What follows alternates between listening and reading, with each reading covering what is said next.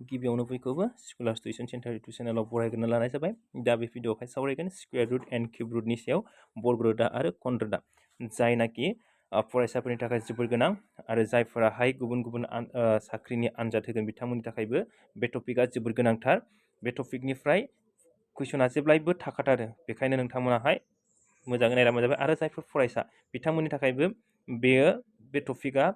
जोबोद गोनां, माने बेखौ नांथारगौ, बयनिबो थाखाय बे टपिकखौ नांथारगौ, जोबोद गोनां। बेखायनो नोंथांमोना भिडिअखौ जोबजासिम नायलां, जायफोराहाय बुजियाना आरो जायफोराहाय मोनथिखायो बिथांमोनाहाय भिडिअखौ नायाब्लाबो जागोन। बेखायनो जायफोराहाय हाया ना बिथांमोना भिडिअखौ नायलांबानो जाबाय। स्क्वायर रुट आरो किउब रुटनि सायावहाय जों माखासे कुइसन लादों, बे कुइसनखौ जोङो डिसकास खालामगोन। नोंथांमोना जोबजासिम नायलांबानो जाबाय। बेवहाय दङ फार्स्ट कुइसनाव find the value of root over 288 divide by root over 128, माने root over 288 divided by root over 128 नि मानखौहाय दिहुननांगौ, बिनि मानखौ। जों साप'ज बियावहाय हमना लाबाय एक्स स्क्वायर बा वाइ स्क्वायर बेबायदि ना। जेब्ला जोंनिया डिग्रिया एखे जायो, बे अनजिमाफोरा गुबुन गुबुन जायो, अब्ला जोङो मा खालामो, डिग्रिखौ जोङो कमन लानो हायो बेबायदि। होमबा जों बेवहायबो बेबायदिखौनो बानायगोन जोङो ना, बेबायदिखौनो जोङो बानायगोन बेवहाय। होमबा जोङो नायदो बेवहाय माने 288 नि बेवहाय ग्रोब बर्ग रोदा गैया आरो 128 नि ग्रोब बर्ग रोदा गैया। होमबा जों बेखौहाय मा खालामनो हायो, 288 डिवाइडेड बाय 128 खालामनो हायो जोंना बेबायदि। दानिया जों बेखौ राननो हायो, डिवाइड खालामनो हायो जोङो। 2 जों रानोबा बेखौ बेसेबां मोनो जोङो 144 मोनगोन जोङो ना। 2 जों रानोबा 64 मोनगोन जोङो। बेबायदिनो जोङो रानबावदो ना, मा होनो बेखौहाय 2 जों रानबावबा बेखौ बेसेबां मोनगोन जोङो 32, 2 जों रानबा बेखौ 72, दाना बेखौ 8 जों रानदो खनसेनो, 8 जों रानबा बेखौहाय 4, 8 जों रानबा बेखौहाय 9, दाना राननो हाला जोङो ना। दाना मा खालामदो जोङो बेवहाय मा मोनबाय, जोङो रुटनि सिङावहाय दाननानै 9 मोनबाय आरो बेवहाय 4 मोनबाय। दाना 9 नि बर्ग रोदाया मा जायो, 3 आरो 4 नि बर्ग रोदाया 2, माने जोङो 3 खौ स्क्वायर खालामबा मा मोनो 9 आरो 2 खौ स्क्वायर खालामबा मा मोनो जोङो 4 मोनो। होमबा 9 नि स्क्वायर रुटआ मा जाबाय 3 आरो 4 नि स्क्वायर रुटआ मा 2 ना। होमबा मा जागोन एन्साराहाय जोंनिया बियाहाय 3/2 आहाय। नेक्स्ट कुइसनाव दङ इफ रुट 1369 नि माना 37, अब्ला मा खालामनांगौ, फाइन्ड द भेलु अफ, अब्ला जोङो मा खालामनांगौ, मान दिहुननांगौ। जुदि रुट 1369 नि माना 37 जायोब्ला नैबेफोरनि मानखौ जोङो दिहुननांगौ। बेवहाय जोङो मोनसे नैबेखौहाय गोसो होना लानांगौ, गोसोआव होना लाबानो जाबाय जे रुटनि सिङाव जोंहा बेवहाय नाय मोनब्रै अनजिमा दं ना, मोनब्रै सानजिमा दङ बेवहाय। होमबा जोङो जेब्लानाखि मा होनो बर्ग रोदा दिहुनगोन जोंना, अब्ला जोंनियाहाय बर्ग रोदा दिहुनखांनायनि उनाव बेवहाय मोनबेसे सानजिमा थागोन, बर्ग रोदा दिहुनखांनायनि उनावहाय सानजिमाया मोनबेसे जागोन, जों मायाव सिनायो जे बेवहाय जोङो जरा लानांगौ, जरा लानानै बेवहाय ना, बेवहाय मोनबेसे दङ, मोनब्रैबा मा जागोन जोंनाहाय, बे मोनसे जरा, बे मोनसे जरा। होमबा मोनबेसे सानजिमा जागोन, 2 सानजिमा। जुदि बेवहाय 6 to 5 बेबायदि ना, अब्ला 2 बे जरा आरो नैबे हारसिंबाबो मा जागोन, 1 जागोन। अब्ला बेयावबो मा जागोन, बियो 2 सानजिमायानो थागोन ना। 4 जायोबा मा जागोन बेवहाय, जुदि 4 जायोबा मोनसे थानाय लोगो लोगो बेवहाय 3 सानजिमा जागौमोन। होमबा दायो जों बेखौहाय मावफुंदोनि ना। बेवहाय नाय मा होनदोङो, बेवहायथ' दशमिक गैया 37, दाना नाय बेवहाय दशमिकनि आदाथिं 2 अनजिमा दङ आरो दशमिकनि आगसिथिंबो जरा 2 अनजिमा। होमबा दशमिक आदाथिं मा जागोन, 1 सानजिमा थागोन आरो दशमिकनि आगसिथिं मा जागोन, 1 सानजिमा थागोन। माने जरा मोनसे जाना दं नालाय ना। बायनि माना मा जागोन 3.7, मानो होनबा बियो 1369, बेयावनो मा जागोन पइन्टल'सो बेवहाय थुदों ना। थिग बेबायदिनो प्लास दशमिकनि आगदाथिं गोजा, दशमिकनि आगसिथिं मोनसेबो अनजिमा सानजिमा जानाय नङा ना बेवहाय। बेवहाय 2 बेयोहाय ना, बे 2, बा जरायावहाय मा जाखो 2, बेखायनो मा जागोन 0.37 ओरैजाय दशमिकनि आगदाथिं 2 सानजिमा थाहैगोन आरो। बेवहायबो नायदो 1 2 3, होमबा 3 दशमिकनि आगदाथिं, माने दशमिकनि आगसिथिंथ' गैखायानो ना, होमबा दशमिकनि आगदाथिं 3 जाहैगोन। 3 जानांगौआ मा जानांगोन बेवहाय, नैबे लाथिख' 2 मा जागोन 1, बेवहाय मा जाबाय 37 प्लास बेयाव मा जागोन ओरैजाय 1 2 3 4, लाथिख' मोनबेसे दं बेवहाय 2, बेवहाय दशमिक दे सरि मा जागोन बेवहाय दशमिक लाथिख' 2 जागोन, माने 4 नालाय ना। 2 बा 1 जागोन बेवहाय 37, दाना जों बेखौहाय दाजाबजोबदो दाजाबनायाव मा खालामनांगौ जोङो दशमिकखौ सिदा फज' दशमिकनि आगदानिजों दशमिकनि आगदानिखौ दाजाब आरो दशमिकनि आगसिनिखौ दशमिकनि आगसिनिजों दाजाबबानो जाबाय जे फ्रायानो दशमिक गोनांखौ मा खालामो दाजाबनायाव एसे गोरोन्थि खालामोना आरो बांसिनानो हाखायो माने खायफाखौ नोङो खायफाफोरा मा जायो जे दशमिक गोनांखौ दाजाबनायाव एसे गोरोन्थि खालामो बेखायनो बुंदों जे दशमिकखौ सिदा फज'दो बेनिफ्राय दशमिकनि आगदानिखौ दशमिकनि आगदाथिं दोनदो आरो दशमिकनि आगसिनिखौ दशमिकनि आगसिनिजों दोनदो अब्ला जों बेखौ दाजाबजोबबा बेसेबां मोनगोन 4.1107 मोनगोन जोङो 4.1107 बा अपसन नाम्बार सियाहाय कारेक्ट एन्साराहाय नेक्स्ट बेवहाय दङ find the smallest number which should be added to 8950 so that the sum is a perfect square जे मा खालामथिनो बेवहाय जोंखौ दुइसिन अनजिमाखौ दिहुननांगौ जे जायखौनाखि 8950 जों दाजाबोब्ला बैनि दाजाबगासेया मा जायो होनना बुंदोङो आबुं बर्ग जायो माने पारफेक्ट स्क्वायर जागोन आरो होमबा जोङो मोनसे जायखिया अनजिमा दिहुननानै मा खालामनांगोन बेवहाय 8958 जों जोङो दाजाबनांगोन हमना लाबाय x मोनबाय बेजों दाजाबगोन दाजाबनाय लोगो लोगो जोङो मा जागोन जोंनाहाय बेजों जायखिजाया अनजिमाखौ दाजाबब्ला जोङो मोननांगौआ मा जागोन बिनि देरसिन जाहैनांगोन ना बिनि देरसिन होमबा जोङो मा जागोन बै अनजिमाखौ दाजाबबा आरो देरसिन जाना मा जानांगोन पारफेक्ट स्क्वायर जानांगोन माने आबुं बर्ग जानांगोन बेखौहाय जोङो दिहुननांगौ जों ना होमबा जोङो बेवहाय नाय बर्ग रोदा दिहुननाय आदबजों जों बेखौ बानायनोसै 8958 दाना आगदानिफ्राय जोङो जेब्ला बर्ग रोदा दिहुनो आगदानिफ्राय जोङो जरा लाबोनांगौ होमबा जों दानिया एखे अनजिमाजों एखे अनजिमा सानजाबनांगौ होमबा 9 into 9 मा जागोन 81 ना बेयाव मा थाबाय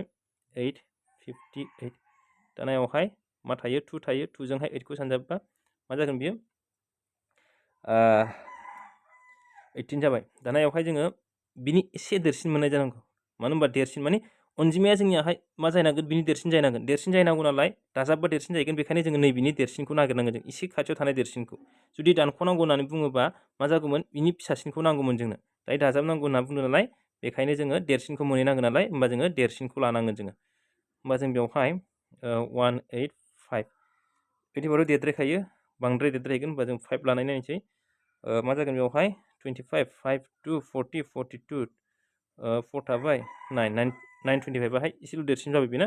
925 जुदि 4 लायोबा एसे दुइद्राय जाहैगोन बियो ना बा 925 दानिया मा जाबाय जोङो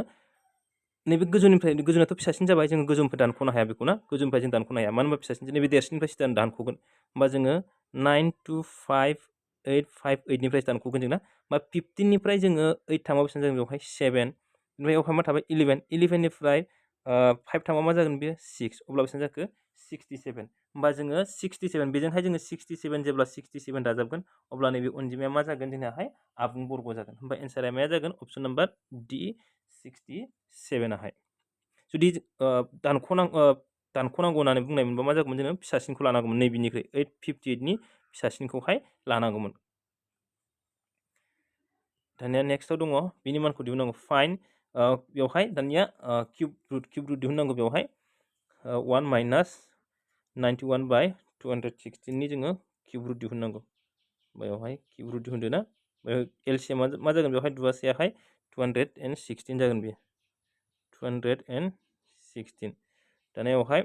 216 जों 1 सानजाबबा 216 minus 91 जागोन बेयो होमबा मा जागोन बेवहाय खनरोदा दिहुननांगौ जोंना 216 दानिया 9 निफ्राय 1 थांबा मा जागोन बियो 5 11 निफ्राय 9 थांबा बेसेबां जागोन बियो 2 बेवहाय 1 होमबा दाना नाय जे बेवहाय 125 एबा जों बेखौ ओरैबो लिरनो हायो खनरोदा 216 जे बेवहाय मा जायो जे जेब्ला खनरोदा दिहुनगोन जों अब्ला मोनथाम लागोन जों मोनथाम लागोन ना मोनथामबा मा जागोन जोंनाहाय किउब रुट दिहुननायनि उनावहाय बिनि सानजिमाया मा जाहैगोन मोनसे जाहैगोन मोनसे माने मोनथामजों मोनसे जाहैगोन होमबा जों बेवहाय नाय जे जोङो मुंसेयावहाय मा मोननांगौ जोंनियाहाय 6 ना जोबोद गोरलै जायो किउब रुटआहाय बांसिनानो बेवहाय नाय 6 होमबा जों माखौ किउब खालामबा 6 मोनो जोङो खालि 6खौ जोङो किउब खालामबा खालि मा होनो 6खौ जोङो किउब खालामबाल' जों 6 मोनो होमबा जोङो इयावहाय मा जागोन सानजिमाया मोनसेल'सो जाहैखागोन नालाय बेखायनो 6 जागोन आरो मा दङ 5 जों खालि 5 खौ किउब खालामबाल' जों मा मोनगोन 5 जागोन होमबा 125 नि बर्ग'दैया 5 जागोन आरो 6 नि 260 नि बर्ग'दैया मा जागोन 6 जागोन होमबा 5 5 मोनथाम सानजाबा जोङो 160 आरो 125 मोनगोन आरो 6 6 मोनथाम सानजाबा मा जागोन जोङो 216 मोनगोन जोङो 4 सानजाब 4 बेसेबां जायो 4 सानजाब 4 जिद' 4 हरोबा 24 ना 2 सानजाब 4 24 4 जायो जे गोसोआव लाबानो जाबाय जेब्ला जोङो होमबा जोंना मा जागोन 5/6 जागोन एन्सारा ना नाय जेब्ला जोङो 1 खौ किउब खालामो जोङो 1 खौनो मोनगोन जेब्ला 2 खौ किउब खालामो जोङो मा मोनगोन जोङो 8 आरो जेब्ला 8 खौ किउब खालामो जोङो 2 मोनगोन जोङो 2 खौ 8 मा होनो 2 खौ किउब खालामबा 8 मोनगोन 8 खौ किउब खालामबा मा मोनगोन जोङो 2 दाना जोङो 3 खौ किउब खालामबा मा मोनगोन जोङो 7 आरो 7 खौ किउब खालामबा मा मोनगोन जोङो 3 बिनिफ्राय 4 खौ किउब खालामबा जोङो 4 खौनो मोनगोन आरो 5 खौ किउब खालामबा जोङो मुंसेयाव 5 खौनो मोनगोन दे मुंसेनि खोथासो बुंदों बिनिफ्राय आरो 6 खौ किउब खालामबा मा मोनगोन जोङो 6 बिनिफ्राय 9 खौ किउब खालामबा 9 आनो मोनगोन जों बेबायदि होमबा मुंसेयावहाय जों मुंसेनिखौ नायनानैबो जों मा खालामनो हायो थोंजोङै बुंनो हायो जों बा सिनायनो हायो जों ना मिन्थिनो मोनो जोङो होमबा एन्सारा मा जागोन 5/6 अपसन नम्बर बि 5/6 आहाय जागोन जोंनाहाय बिनिया दानिया नेक्स्टआव दङ 5 नाम्बाराव इभालुएट किउब रुट 0.064 प्लास 1.21 दाना बिनिबो मानखौ दिहुननांगौ बेना जाबाय स्कुवेर रुट आरो बेना जाबाय किउब रुट बेनिफ्राय मोननैखौ मा खालामनांगौ जोङो दाजाबनांगौ बेयावहाय नाय दशमिक आगदाथिं मोनबेसे दङ मोनथाम सानजिमा दं मोनथाम सानजिमा जायोबा मा जायो जोंनाहाय अनजिमाया मा जागोन मोनसे जाफैगोन बेवहाय ना मोनसेल' जाफैगोन बेवहाय किउब रुटनियावहाय मा जागोन बेवहाय 0. जे माखौ किउब खालामबा 4 मोनो होन्दोंमोन 4 खौ प्लास इयो 1.21 होमबा दशमिकनि आगदाथिं मोननै सानजिमा आरो आगसिथिं मोनसे सानजिमा होमबा दशमिकनि आगदाथिं बेवहाय बायजोआवहाय फैनानै रुट बेनि जेनाखि स्कुवेर रुट बेयो मा जाफैगोन मोनसे सानजिमा जाफैगोन आरो आगसिथिंबो मा जाफैगोन मोनसे जाफैगोन बेबायदि ना मोनसे होमबा मा जागोन बेवहाय जे जोङो 11 खौ जोङो 11 नि स्कुवेरा मा जायो 121 होमबा मा जागोन बेवहाय 1.1 आगसिथिं मोनसे आगदाथिं मोनसे थागोन बेवहाय ना मा दाजाबा मा जागोन बेवहाय पइन्टनि मा जागोन बेवहाय पइन्टनि आगसिनिजों आगसिनि आरो पइन्टनिजों आगदानिजों आगदानि दाजाबगोन ना माने पइन्टखौ जोङो माखासेफोराहाय गोरोन्थि खालामो बेवहाय ना जायफोरा गोरोन्थि खालामो बिथांमोननि थाखाय बानायना होथारनोसै बेवहाय पइन्टखौ सिदा थुदो आगसिथिं 1 दं आगदाथिं 1 दं लिरदो ना होमबा 1 पइन्टखौ थुदो बेयाव मा जागोन 5 होमबा एन्सारा मा जागोन 1.5 अपसन नाम्बार सियाहाय 1.5 दानिया नेक्स्टआव दङ जोङो मा खालामनांगौ बिनि बेवहाय find the value of an नि मानखौ दिहुननांगौ जुदि रुट स्कुवेर रुट 3n स्कुवेरनि मानाहाय 729 जायोबा मा खालामनांगौ नैबे n नि मानखौहाय जोङो मा खालामनांगौ दिहुननांगौ दाना n नि मानखौ दिहुनोबा जों बेवहाय नैबेखौहाय फेक्टराइज खालामना लादो बा बिनि सानजागिरिफोरखौहाय दिहुनदो जेनेबा ना होमबा जोङो जेब्ला बेवहाय नाय 3n समान मा दङ 729 बेखौहाय जोङो जेब्ला बिनि रोदा सानजागिरिखौ दिहुनगोन 2 जोंथ' हाखाया मानो होनबा बे जरा मुंसेयावहाय ना 3 जों हरदो 2 4 3 2 जों 8 1 सरि 2 नङा बेयो 3 जों 2 7 आरो 27 खौ जोङो 3 जों 9 3 3 होमबा 3 आ बेसे मोनसे मोननै मोनथाम मोनब्रै मोनबा मोनद' जाबायना 3 3 मोनद'था जागोन बियो होमबा जों बेखौ मा खालामनो हायो 3 3 मोनद'था नालाय बेवहाय लिरदो 3n समान 3 6 जाबाय बेयो ना दाना जोङो ए रुटखौ बोखारनांगौबा मा जानांगोन फारनैखौबो स्कुवेर खालामनांगोन होमबा बेवहाय 3n समान ओरैजाय मा जागोन 3 पावार 6 आरो बेयाव मा जाबावगोन स्कुवेर जाबावगोन होमबा 3n समान 3 स्कुवेर बेबो माने बेबो माने बेबो पावार माने बेबो डिग्री बेनि डिग्रीजों डिग्री मा जागोन सानजाबगोन होमबा 6 जों 2 जों मा जागोन बेयो 12 होमबा n नि माना मा जागोन बेवहाय 12 जागोन मा जागोन अपसन नम्बर सि आहाय 12 दानिया नेक्स्टआव दङ x नि मानखौ दिहुननांगौ जोङो मा खालामनांगौ x नि मानखौहाय दिहुननांगौ होनदों बेवहाय x नि मानखौ दिहुननांगौ होमबा बे नाय समानसिनि आगसि आरो बे समानसिनि आगदा होमबा समानसिनि आगसिनि गाहायनिजों गोजौनिजों मा जायो सानजाबो आरो समानसिनि आगसिनिजों गोजौनिजों आरो आगदानि गाहायनिजों मा जागोन सानजाबजों होमबा x जों x सानजाबा मा जागोन बेयो x स्कुवेर आरो बेवहाय एसे मोननाया सानजाबगोन 2.25 जों माया सानजाबगोन 129 6 आरो बे 1296 नि जायगायावहाय मा खालामनो हायो जोङो 1296 नि बर्ग रोदाया मा जागोन जाहाय नाय यावहाय 36 मानो होनबा जे जोङो मोनथियोब्ला नैबे 12 आगदानिफ्राय मा लायो जोङो जरा लाबोनांगौ बर्ग रोदा दिहुननांगौबा ना 96 होमबा जों बेयाव मा जागोन आगदानिफ्राय जरा लायोबा बेयावहाय 12 दङ ना 12 होमबा माखौ स्कुवेर खालामबा 12 मोनो जोङो जे मोना जोङो होमबा इनि फिसासिना मा जागोन 3 बेयाव मा जागोन जोंनाहाय 9 बेयाव मा थागोन 3 9 6 दानायावहाय मा थायो 2 2 जों 3 सानजाबा 6 दाना माखौ स्कुवेर खालामबा 6 मोनो जोङो 4 आरो 6 खौ होमबा जोङो 6 होना नायनोसै 6 होना नायोबा मा जागोन 6 36 39 ना होमबा मा जागोन 6 थांगोन 396 होमबा बिनि बर्ग रोदाया बेसेबां जागोन 36 होमबा थोंजोङै इयावहाय 36 होखादो इयावहाय 36 होखादो ना दानिया जोङो x नि मानखौसो दिहुननांगौ ना x नि मानखौ जोङो दिहुननांगौ होमबा x नि मानखौ दिहुननांगौबा ओरैजाय स्कुवेर रुट होदो 2.25 into 36 माने स्कुवेर मोननैखै फारनैखौ स्कुवेर होनो ए स्कुवेरखौहाय खोमोरनांगौ नालाय ना होमबा इयो मा जाहैबाय ओरैजाय स्कुवेर रुट जाहैबाय होमबा बेयावहाय नाय 225 नि बर्ग रोदाया मा जागोन बेयावहाय ओरैनो 25 मा होनो 15 जागोन बेयावहाय 15 जागोन बेयावहाय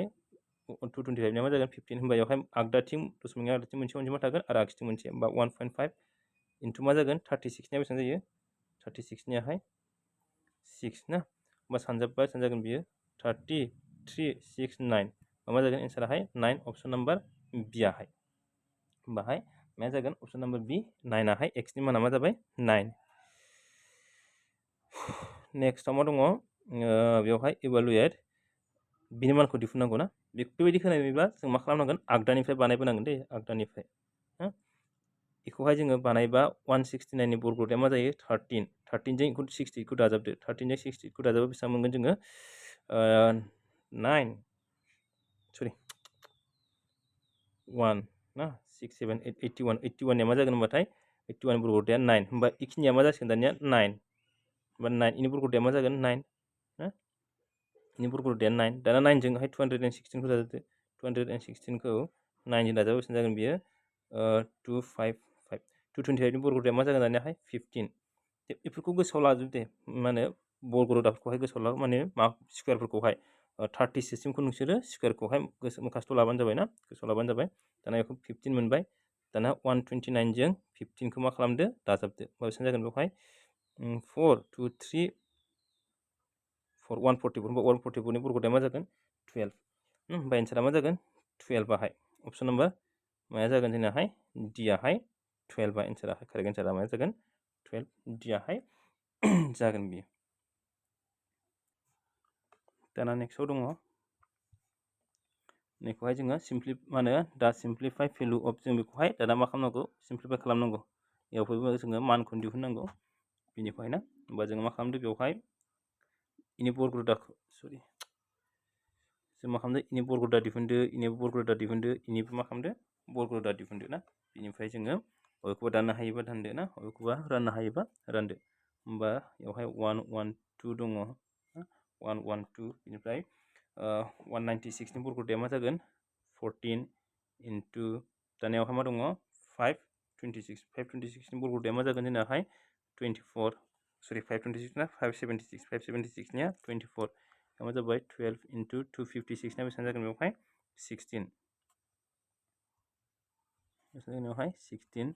8 दाना डिभाइड खालामदो एजोंखौ डिभाइड खालामबा 2 एजोंखौ डिभाइड खालामबा 2 हा दानिया एजोंखौ डिभाइड खालामबा बेसेबां जागोन बेयो 8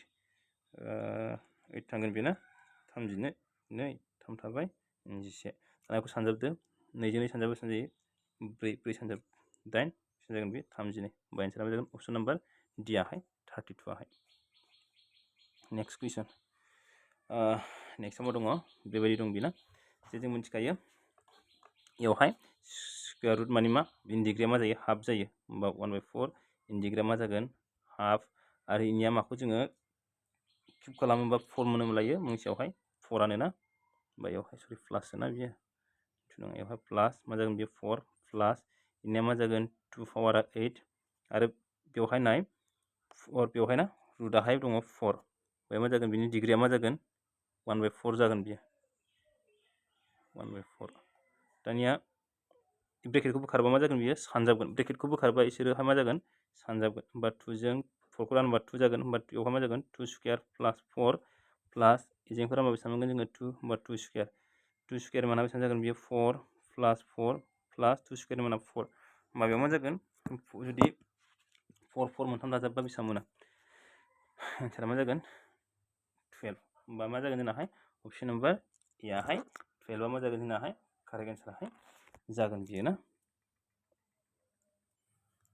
होमबा दिनै भिडिअआ बेखिनियानोसै जुदि नोंथांमोना भिडिअखौ नायनानै मोजां मोनदोंब्ला लाइक शेयार खालामबानो जाबाय बेजों लोगोसे जायफोराहाय चेनेलखौ साबस्क्राइब खालामाखै साबस्क्राइब खालामनानै होबानो जाबाय गोजोन्थों